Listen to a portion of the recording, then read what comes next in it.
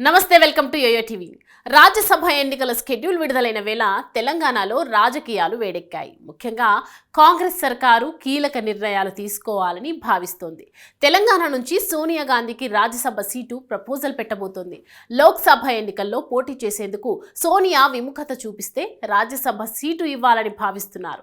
ప్రస్తుతం తెలంగాణలో ఖాళీ కాబోతున్న 3 రాజ్యసభ స్థానాల్లో కాంగ్రెస్కు 2, బీఆర్ఎస్కు 1 స్థానం వచ్చే అవకాశం ఉంది. కాంగ్రెస్కు వచ్చే 2 స్థానాల్లో ఏఐసీసీకి 1, రాష్ట్ర నేతలకు మరో స్థానం ఇచ్చే అవకాశం ఉంది. ఏఐసీసీ కోటాలో సోనియా గాంధీకి తెలంగాణ నుంచి రాజ్యసభ సీటు ఇవ్వాలని భావిస్తున్నారు. 2వ సీటు కోసం భారీగా ఆశావాహులు ప్రయత్నిస్తున్నారు. చిన్నారెడ్డి, రేణుకా చౌదరి, వంశీచందర్ రెడ్డి పేర్లు రేసులో ఉన్నాయి. తెలంగాణ ఇచ్చిన సోనియా గాంధీకి ప్రత్యేక గుర్తింపు ఇవ్వాలనే యోచనలో కాంగ్రెస్ ఉంది. తెలంగాణలో 3 రాజ్యసభ స్థానాలు ఖాళీ కానున్నాయి. ఏప్రిల్ నెలాఖరులోపు వీటిని భర్తీ చేయాల్సి ఉంటుంది. ఫిబ్రవరి 27న రాజ్యసభ ఎన్నికలు జరగనున్నాయి. అదే రోజున ఫలితాలు వెల్లడిస్తారు. రాజ్యసభ ఎన్నికలకు సంబంధించి అభ్యర్థుల పేర్లపై కాంగ్రెస్ లో తీవ్ర ఉత్కంఠ నెలకొంది. తెలంగాణ ఇచ్చిన సోనియా గాంధీని తెలంగాణ దేవతలాగా కాంగ్రెస్ పార్టీ భావిస్తోంది.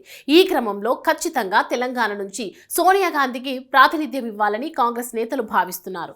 అందులో భాగంగానే ఖమ్మం లోక్సభ స్థానం నుంచి పోటీ చేయించాలని ఇప్పటికే పొలిటికల్ అఫైర్స్ కమిటీలో కూడా ఏకగ్రీవంగా తీర్మానం చేశారు. అయితే ఆరోగ్య పరిస్థితుల కారణంగా ఒకవేళ ప్రత్యక్ష ఎన్నికల్లో పోటీ చేయలేకపోతే కనుక ఖచ్చితంగా రాజ్యసభ ఎన్నికల్లో సోనియా గాంధీ పేరును తెలంగాణ నుంచి ప్రతిపాదించాలని కాంగ్రెస్ నేతలు భావిస్తున్నారు.